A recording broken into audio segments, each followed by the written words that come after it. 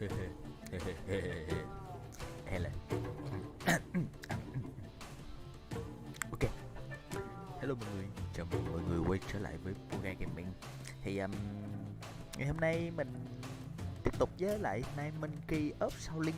Mình tạm dịch nó là Thiếu Lâm Cửu Hầu. Cửu Hầu mệt quá. Chính con khỉ của Thiếu Lâm Tự. Hôm trước thì mình tóm tắt lại câu chuyện của chút xíu là hôm trước là mình là một dân làng. Trong cái dân làng đó thì bọn cướp từ bên Nhật qua đã cướp hết tài sản của dân làng và giết người, vừa cướp vừa giết. Thì thanh niên này là cái gì đó mình quên mất tên rồi. Cũng biết một chút võ công và đứng dậy để chống lại kẻ thù, nhưng mà năng lực có hạn cho nên là bị đánh sấp mặt và được chủ trì Thiếu Lâm Tự cứu. Thì cuối tập trước thì mình đã được xuất gia, và ngày hôm nay thì mình tiếp tục đi hành hiệp. Ok, lấy đôi giày trước này. Wong Tai-shin, the official who told us the location of the Wuku base, has sent us another letter. He congratulates us on our victory and thanks us for helping the local residents while the head of the province does nothing. Gratitude doesn't make a meal. It would be better if he sent in the army. Wong Tai-shin is just the censor, and censors don't send out armies. He can only arrest those guilty of incompetence or corruption. The official also says that the situation is more complicated than it seems at first glance. He has invited me to his temporary residence in Hongzhou to discuss it in person. Zhang Lu and Dao Kung will accompany me. Thôi, đi thôi. Đi đánh thôi. The Wuku have attacked the... What's the plan? Our first priority is to protect Wong Tai-shin. The residence is very large, and we don't know exactly where he is. We'll have to split up and scour the whole territory. As soon as you find the official, protect him until the others arrive. Ủa gì kìa, kêu mình bảo vệ mà. Bảo vệ.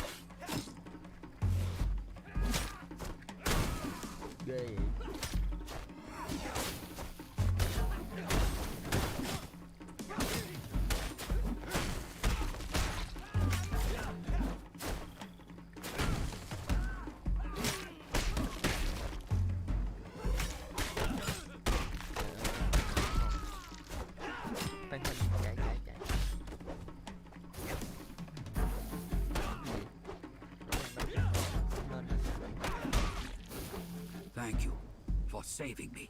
The Wuku have already found out about your arrival. Ah, there is no mystery in that. The provincial governor is colluding with the pirates, and I have evidence to... That explains why nobody has gathered the troops and driven back the pirates so far. You may not have heard, but our emperor has passed away recently after a long illness. The young emperor's retinue has been trying to agree on who will be regent until he reaches his majority. So far, all these advisors, eunuchs, and nobility have been mired in feuding and arguments. This is sadly true.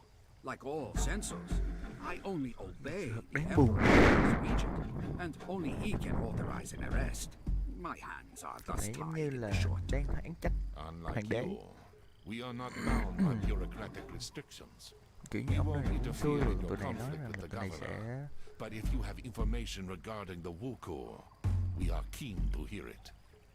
That's all I was sẽ đi hoping for. phản As you đi know, với lại for tù many Wuku. years, Wuku là our tụi country ông has been under the hygiene, hải a tặc sea hải ban tặc that forbids người merchant ships of other countries from entering the Middle Kingdom ports. I clearly remember it being abolished Đây là mình right after the giàu có. Wuku were defeated. It was said that lifting the ban would prevent the pirates from reappearing, and indeed, the Wuku were not seen for all those years. But the hygiene had one exception, the Ryukyu Kingdom.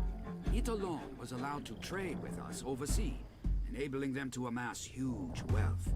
Now, they've lost their exclusive position. I suspect that the Ryukyu merchants have hired the ex-Wuku to resume attacks. They will use their own people at court to push for the hygiene to be reinstated, using the new pirate invasion as an excuse. The death of the Emperor has also played into their hands. It's bad news all around, as it won't be easy to get to these merchants. Have you ever heard of a person called Fudo?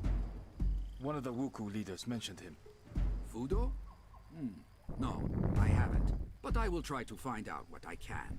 In return, I would ask you to pass on any information that seems important to me. Any leads would be helpful right now. Agreed.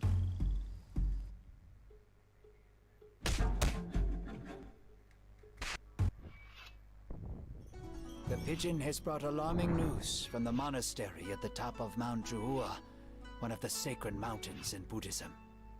The monks report that they have been attacked by pirates, but managed to drive them off. I know that monastery.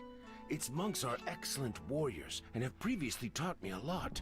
It makes no sense for the Wuku to attack them, however, as the temple is small and holds no expensive relics. Doubt. I already have another task for you, but Dao Kung, go there and try to find out what possible interest the Wuku have in the temple. Ủa tại sao mày không đi mày bắt tao đi? Đây, gặp phương trưởng để nâng chiêu. Mình nghĩ mình sẽ nâng chiêu này tại mình sử dụng chiêu này khá nhiều.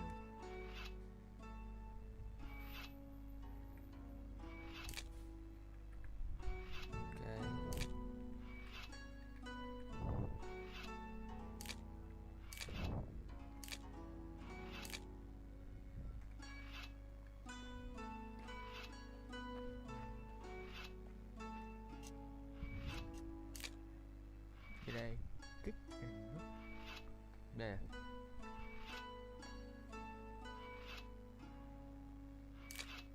Ok, tăng đam để đánh lộn cho nó sướng thôi.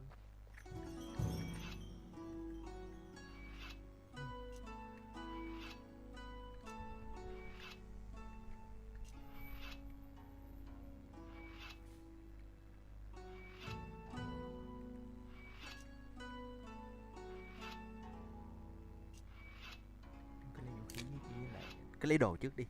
Quan điểm của mình sẽ là mình sẽ lấy đồ trước.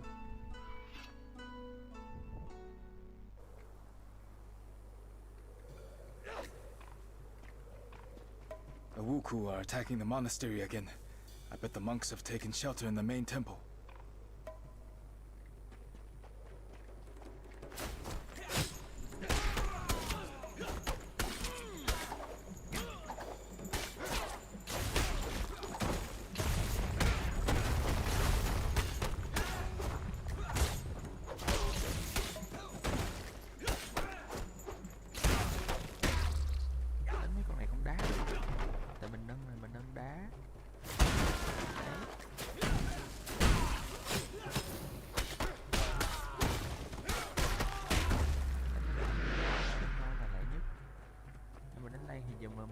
chiêu, nó yếu chiêu hả?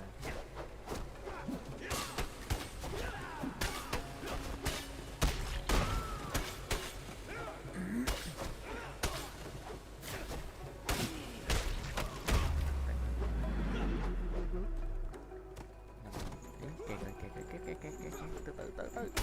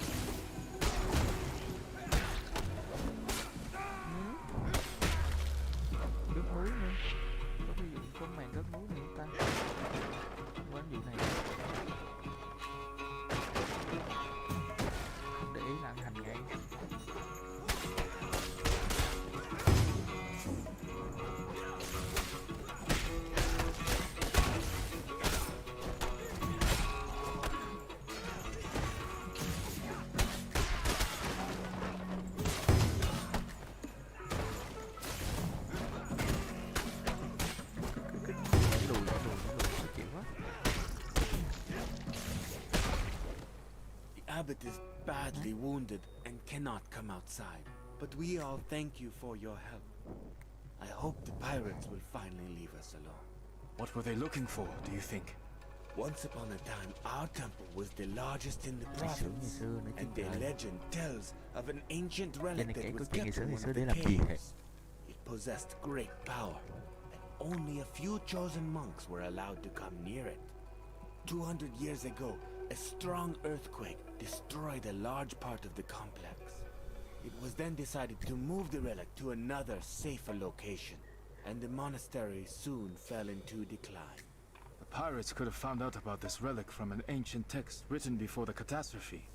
Do you know where the relic was taken after the earthquake? No clear records remain, but legends usually mention the Temple of Upper Heaven on one of the peaks of Huangshan. Thank you. This information may be of great help. Okay. Cũng cho được nhiều thông tin thú vị đó.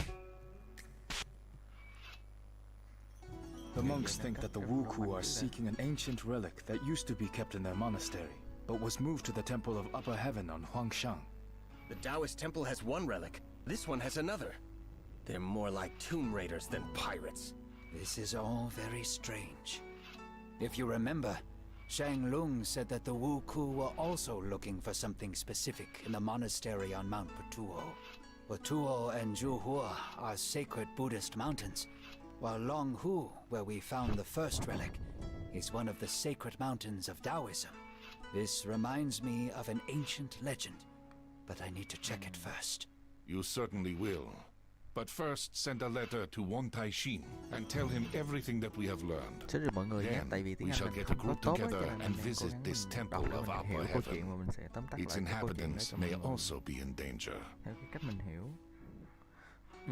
Cơ bản là những cái thông tin vừa rồi á, nó cũng nói về cái câu chuyện là bị cướp bóc này nọ thôi, chứ không có nói gì nhiều thêm về cốt truyện hay gì cả.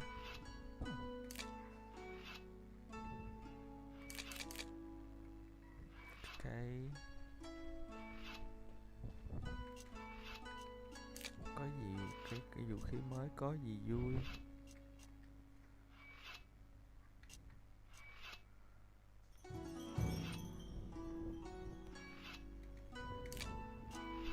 Tăng tốc độ đánh, ok. Cứ tăng tốc độ đánh là được. Giờ mình đang khá cần tốc độ đánh.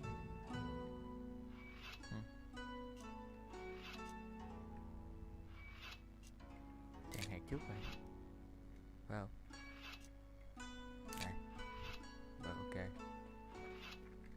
Đi lấy cái tràng hạt trước, tại vũ khí hiện mình cũng đang có khá là nhiều. Thực sự ra thì vũ khí ở trong này nó không phải là cái sau nó sẽ mạnh hơn cái trước, tùy theo phù hợp không phù hợp đó.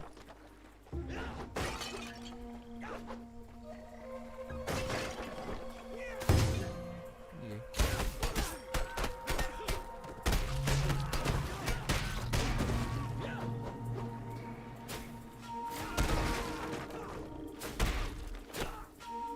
Pump isn't working, which is a bad sign. Repair to the book. How to repair?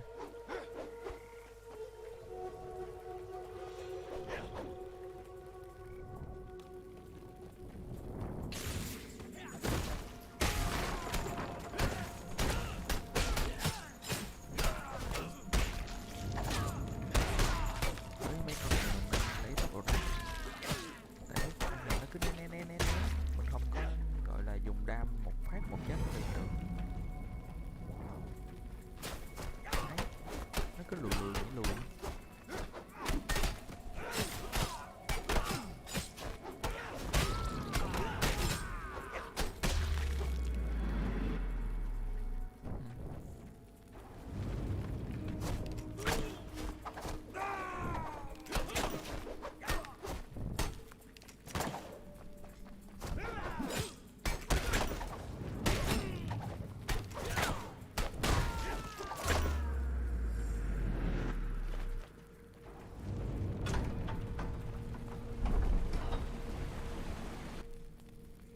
We can't get through here while the pump is broken.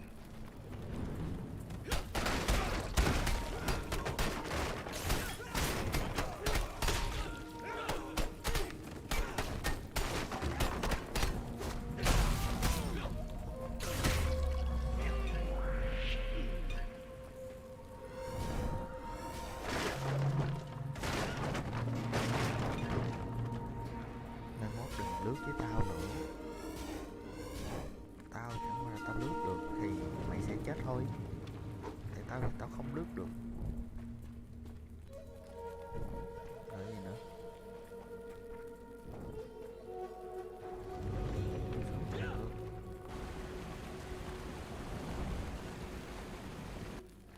Vậy chắc phải đi ngược ra ngoài. Ok. Tiếp. Ok.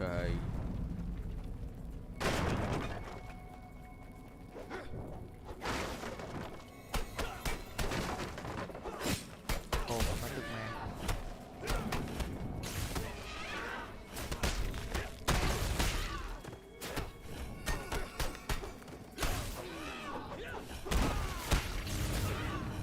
Làm sao đi được? Ồ. Đánh bằng gậy không được, phải đá mới được.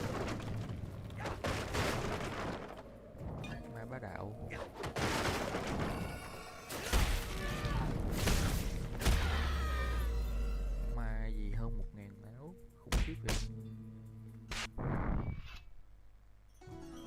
hang ma vậy nó xong á hỉ?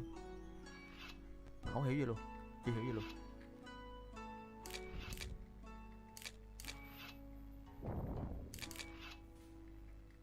Chưa hiểu gì luôn.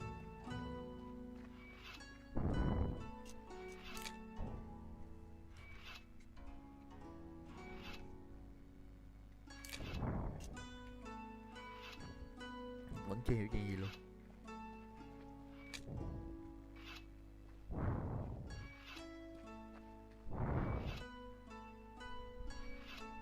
Lấy vũ khí thôi. Gì thì gì, mình cứ việc lấy vũ khí trước để tính tiếp. Cái gì cứ cho đồ lên đấy đi. Bay lên, bay lên, bay lên, bay lên.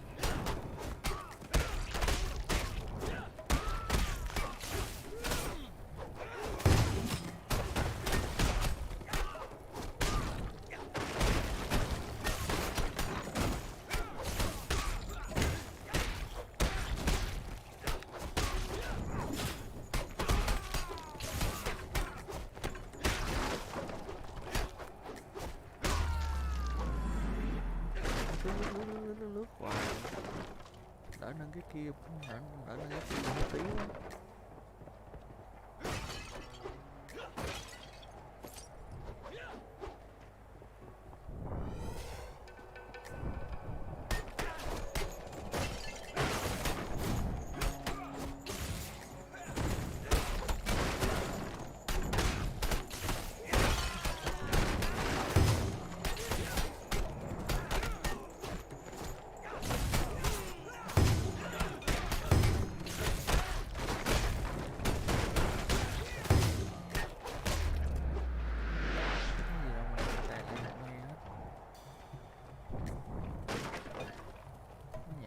Rất sợ luôn nhé.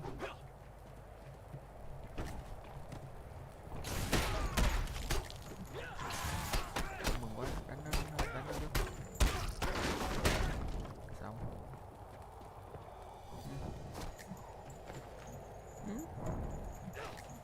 Gì vậy?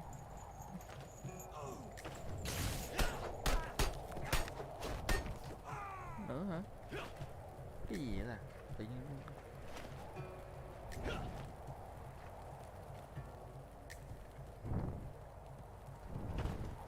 game này khá là khó điều khiển ở cái góc nhìn này. Chỉ có 3 cái vụ nhẹ nhàng chứ còn lại là những vụ khác cho mình cần.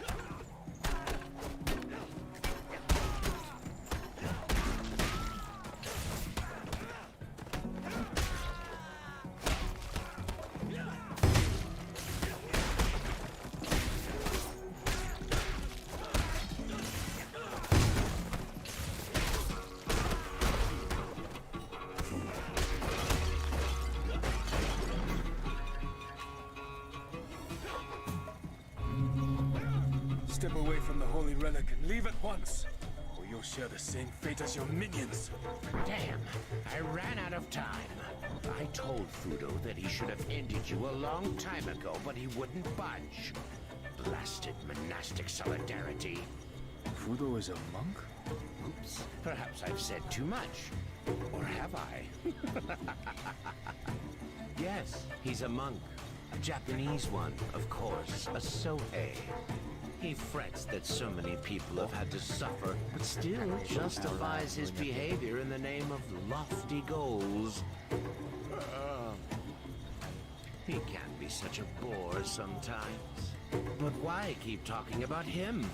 Let's get down to business. Cái quái gì vậy?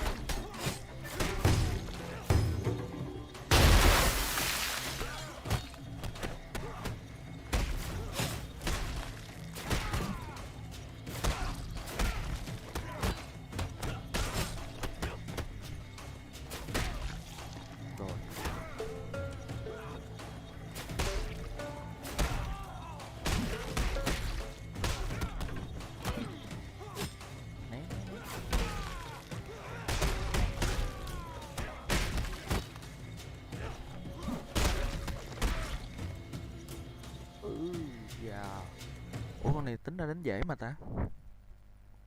Sao mình cái cảm giác mà mình đánh nó I'm assuming this is the relic? If by relic you mean one of the sections of the Heshibi jade disc, then yes, it is. My guess has been confirmed. Heshibi? According to legend, this powerful artifact endows its owner with incredible power. All the manuscripts state that the disc disappeared 300 years ago during the Mongol invasion. That's right. As the barbarian army approached the capital, the order was given to break up the disc and hide it. The capital was Hangzhou back then, so the pieces were hurriedly hidden in these parts. Why is everything always so complicated? You could have just destroyed the disc. But no, you had to split it into pieces, so that one day, some psychopath would try to unite them and take over the world. While the Heshibi is whole, the energy contained inside it is in constant circulation and doesn't reveal itself in any way. If the disc is destroyed, this energy will be abruptly released and cause a terrible cataclysm. Right now, the disc is not whole, but the instability of the shards can be controlled if they are kept in special places where power is concentrated. The sacred mountains of the Middle Kingdom are such places. The first shard was hidden in the Taoist temple on Mount Longhu. The second was hidden in the Buddhist temple on Mount Zhuhua, and later brought here. The third shard should be kept in a Confucian temple, but we don't know which one.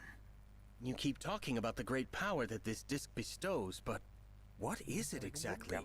Heshibi erases the boundary between worlds. Its owner can summon thousands of spirits from other worlds in an instant, and they will all obey his will. He will have to pay a terrible price for it, though. The person who performs this ritual binds himself to the disc and is torn from the wheel of rebirth. The disc absorbs its owner's essence after his death, and it forever becomes a part of Heshibi. The person responsible for all this has either gone mad in their hunger for power, or has nothing left to lose. This is why the abbot suggested that we keep the shard until the conflict with the Wu Ku is over. He said that the shard will remain stable for a long time if nobody tries to use its energy. Meanwhile, they will try to find a new place to hide it. Excellent. Let's take the shard and head back to the Tulu before the scouts start following us. Vẫn không hiểu lắm. Sao có cái vụ 8 chấm 9 chấm ở đây? While the heroes made plans, good news arrived from Wang Taixin. His informant on the Ryukyu Islands had found out some valuable information about Fudo, the Wuku leader. This person would meet them in the town of Naha, capital of Ryukyu. Half of the monks went there on Li Haibo's ship, while the other half stayed behind to protect the country from pirate Còn raids. hai cái kia chưa đi mà. Mấy làm em hoang mang quá. We've made it to Okinawa. I didn't think that I would ever come back here. They know my ship well at the local port, but I'm not exactly welcome there, so I've anchored in a secluded cove. Something tells me that you're no merchant, but a simple smuggler. An ex-smuggler. Where are you going to find a merchant as skilled with the spear as me? You're not actually that skilled with it.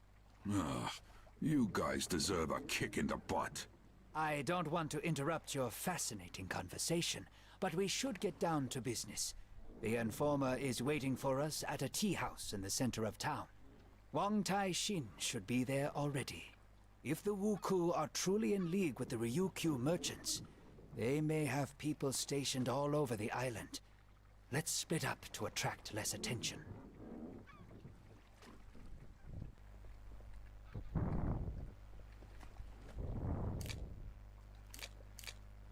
Kệ đi, từ từ tính.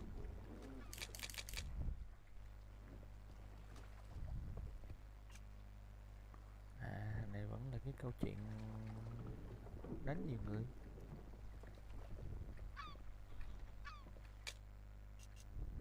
Ồ, mình mà tìm được nhiều cái tượng á, thì mình sẽ có được nhiều cái câu chuyện. Không cần.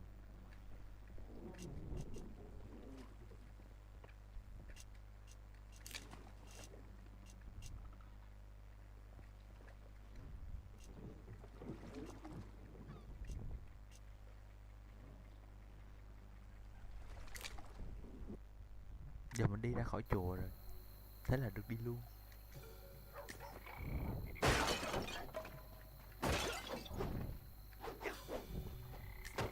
They don't look like simple pirates.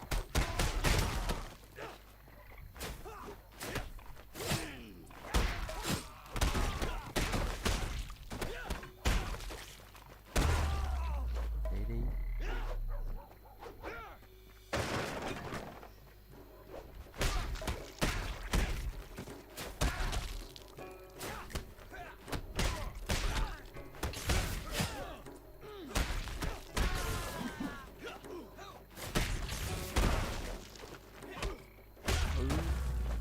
Đau hết.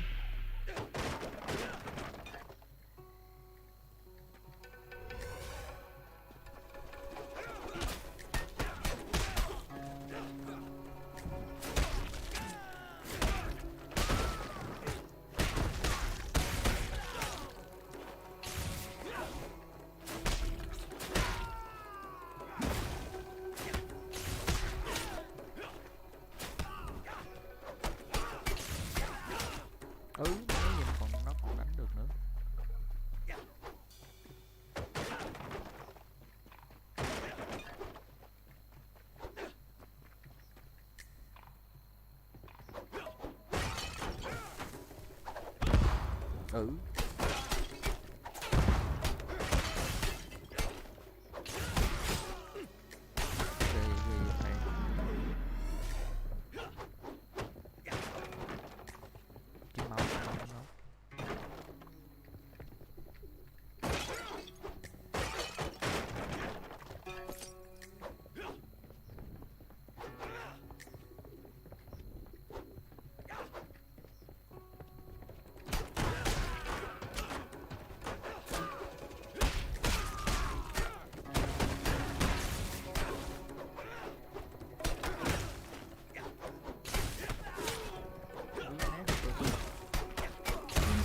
Didn't wait for us and escaped. Siêu.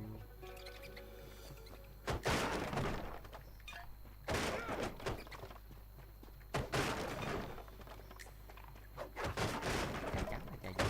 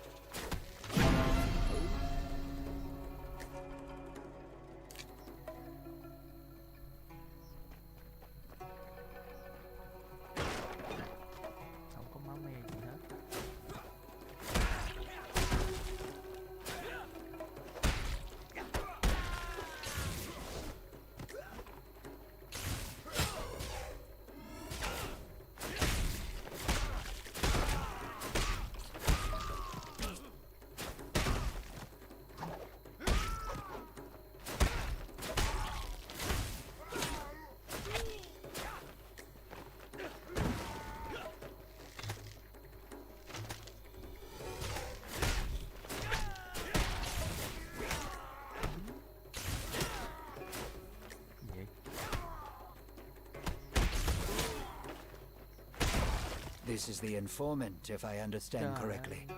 Did he manage to say anything? Yes.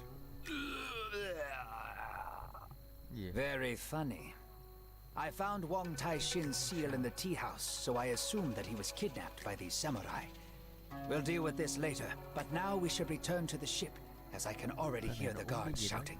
Liên quan tới ngựa, cha ngựa. The informant is dead, and Wang Taishin has been kidnapped. We can consider the operation a failure for now. Don't give up yet. I know a man here named Kage Mosha, who is a veteran bandit and has spies on every street corner. He must know something. He landed in jail recently and won't be easy to reach. However, I've never yet met a jailer who'd say no to a bottle of fine plum wine. I'm barred from going in there, and no amount of wine will change that. You will have to meet with Kage Mosha instead.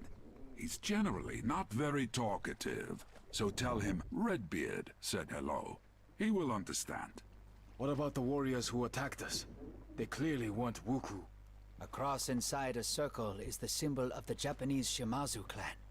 The Ryukyu merchants have collaborated with them for a long time, and may be using their soldiers for protection. As if the Wuku weren't enough. Now we have samurai as well. Cái tụi samurai này đến mình á.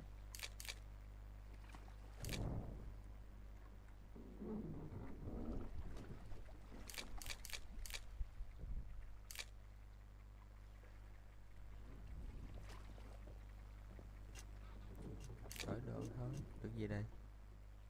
Ồ. Đúng rồi đó. Nãy giờ tụi nó đánh sắp mặt luôn. Đấy cái này nữa hả?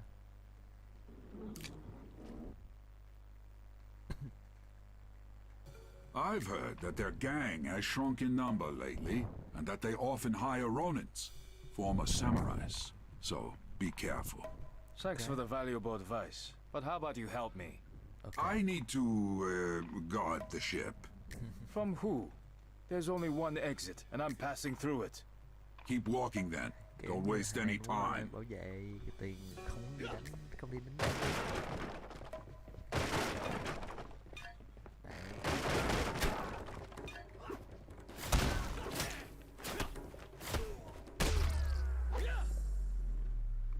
Làm biến đi đánh nhau.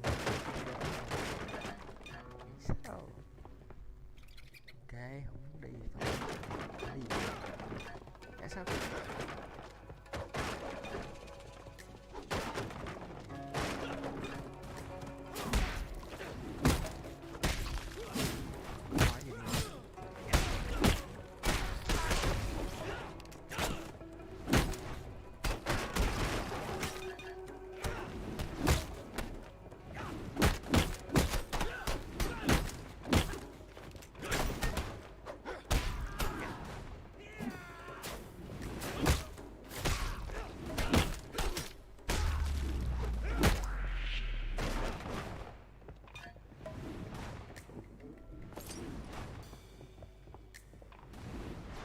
Trên không đi được.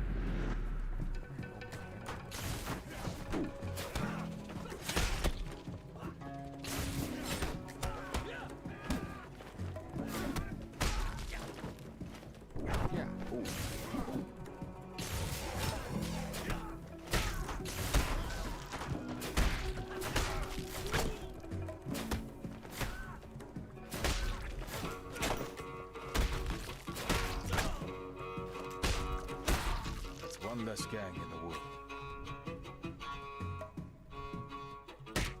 Ủa vậy thôi hả? Cũng được.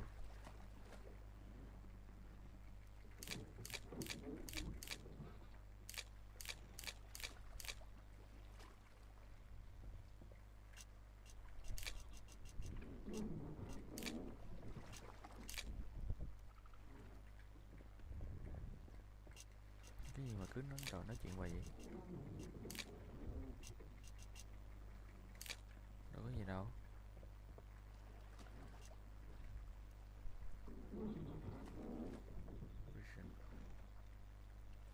Rồi lấy cái bao tay trước. Chứ mất công nó lấy thằng kia xong rồi cái nó đá mình qua cái map khác, lúc đó là mình lại lỗ nữa.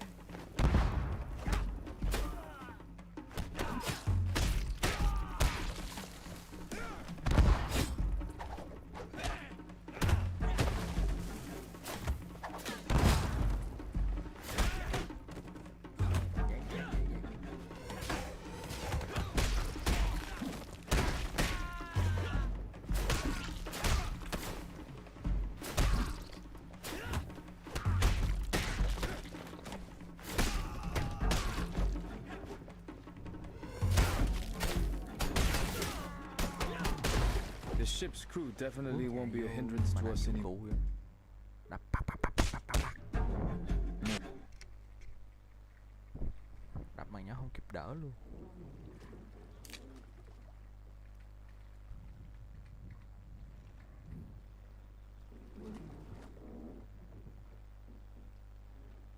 Ủa có ally nữa hả? Giờ mình mới biết là mình có ally á. Ghê.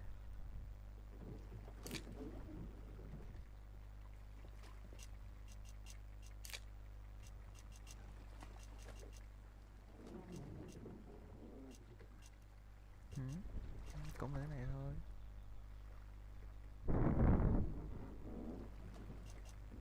À, bộ cùng bộ với lại cái kia. Đấy.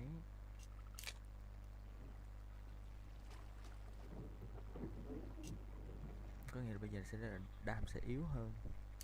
Nhưng được một cái là mình sẽ đánh đau hơn.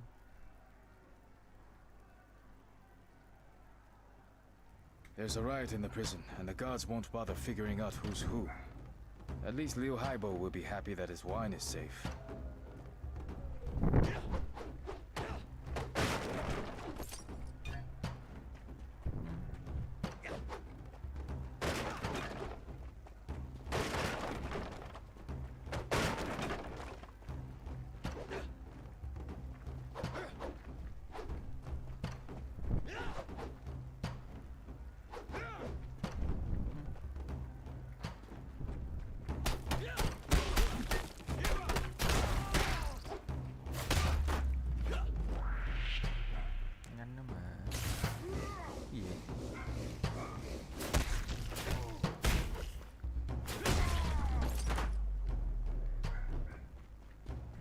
Biết gì luôn á, tự nhiên mới vô con thằng đứng đó nó để chờ sẵn. Chơi vậy ai chơi?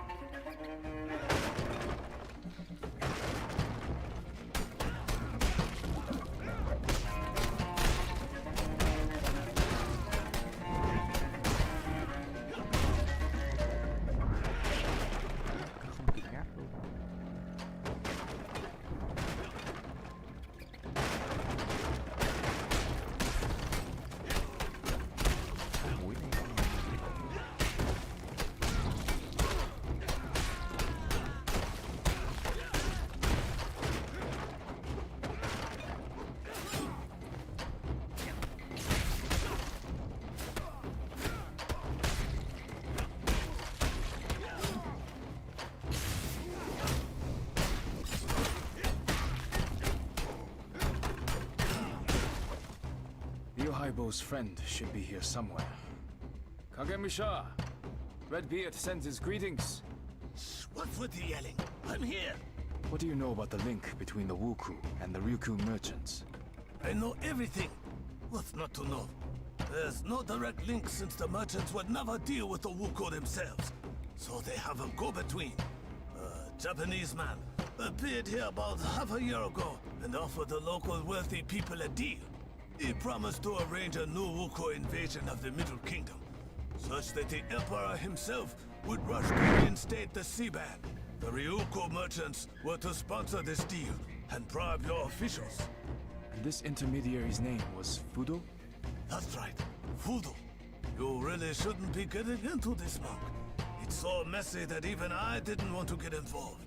I went to see this Fudo as part of a gang for hire, but the conditions on offer were too good. We were allowed to keep almost everything that we stole, but we had to attack particular temples and villages. I figured the whole thing stank of politics and did a runner. Better to steal than to get drawn into a war. You said that you went to see Fudo, so you know the location of his lair? I wouldn't call it a lair. He's got a huge mansion on the east side of town, with gardens and a pond. A real nice place. Give me your map. I'll show you where it is. Thank you so much. You've really helped us. Now I must hurry before the gods appear. Wait, monk. Open the door to my cell. Ryuhaibo didn't say anything about that. Here's the wine as a gift. That beard is a real jackass. I'm going to shave him when I get out of here.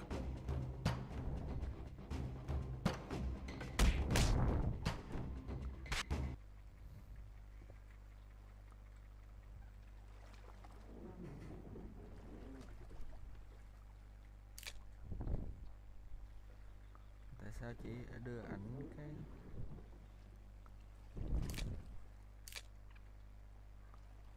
đưa rượu và quà hết, chứ kỳ vậy.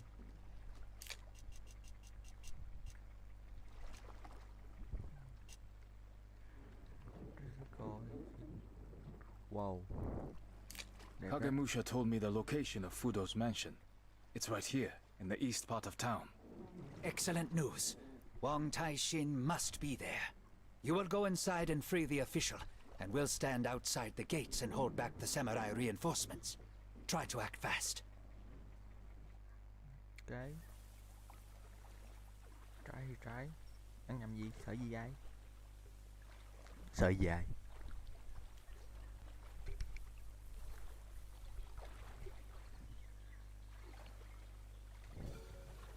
Đẹp đấy.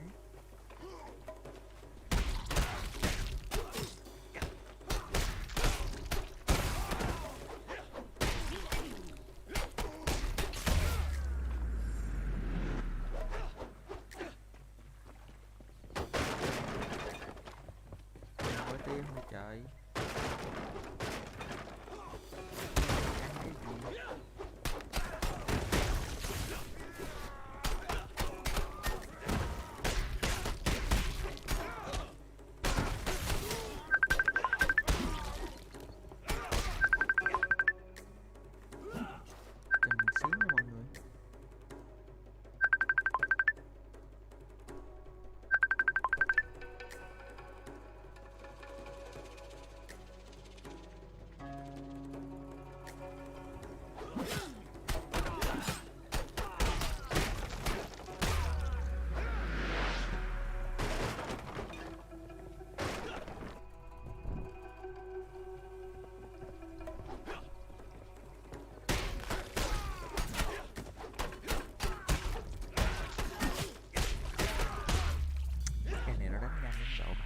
Vô không được luôn á.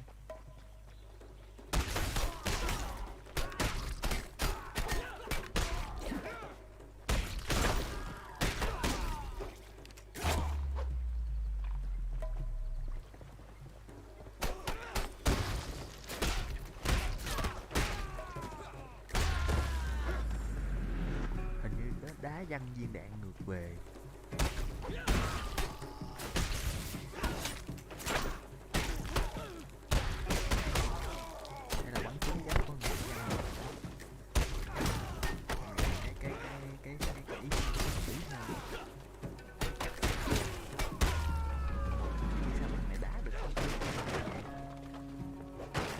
Logic thì cũng phần đó thôi.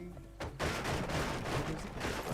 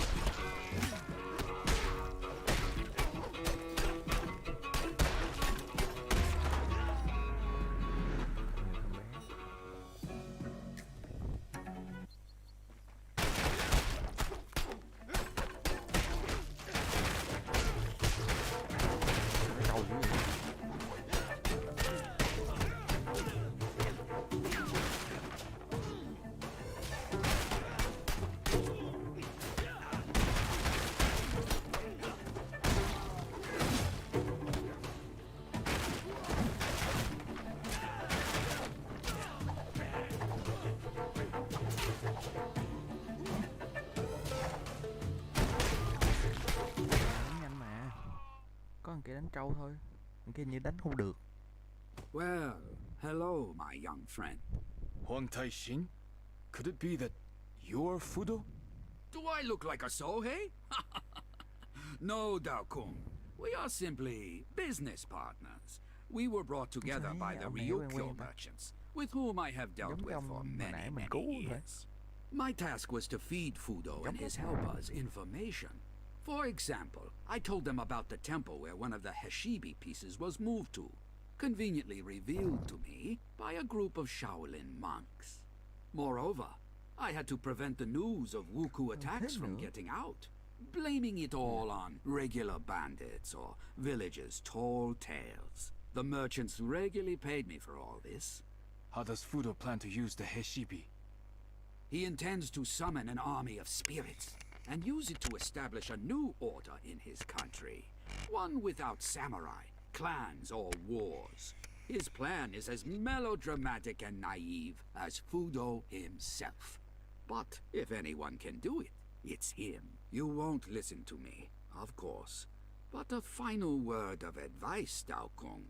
Let that madman take the Heshibi and go back to where he came from. You're right. I won't. Farewell, Huang Taixing. Đúng rồi. Huang Taixing. On their return home, the heroes discovered that Fudo's troops had attacked their camp in their absence. The defenders had fought bravely against the greater pirate force, but eventually, one after another had fallen in battle. The bodies of Shang Lung, Yin, and Jin were mounted on their own staffs, and only the wounded leader of the monks was left alive. Fudo hadn't finished off Guan Li, but he had called up the white fire and burned the monks' eyes. He then took the shards of Heshibi, which were kept in the camp, and disappeared with the remains of the army as quickly as he had appeared. Ghê thật. Nó xiên người hả? Nó xiên hết tất cả. We have buried our brothers, but this will not weaken our resolve. We must find and attack the main Wuku base before Fudo obtains the third shard. It won't be easy to find, but Lu Haibo has an idea. Everything suggests that Fudo's main base is located not on the mainland, but on one of the islands east of Wenju. I have called together my old comrades, experienced captains, smugglers, and even adventure seekers, and they have agreed to help us with our search. After all, life will be easier for them if the Wuku are gone. This won't be a quick process, but it's the best we can do for now. And another thing. During the battle, we clashed with the Sohei, Japanese monks like Fudo himself. These warriors are incredibly strong and equal in skill to the Shaolin monks. Be careful when engaging them in battle. Thầy tu Nhật Bản. Tụi nó cũng thuộc dạng thứ dữ đấy.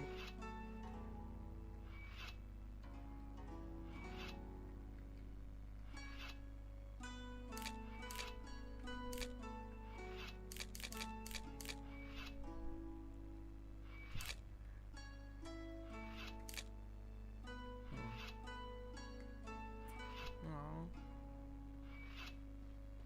Cộng đám với những thằng nào mà full máu. Ngon. Cái gì đây?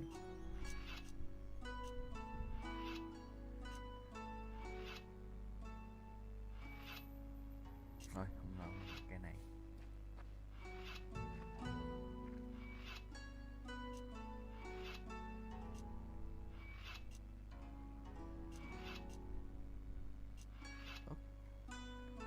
Ok.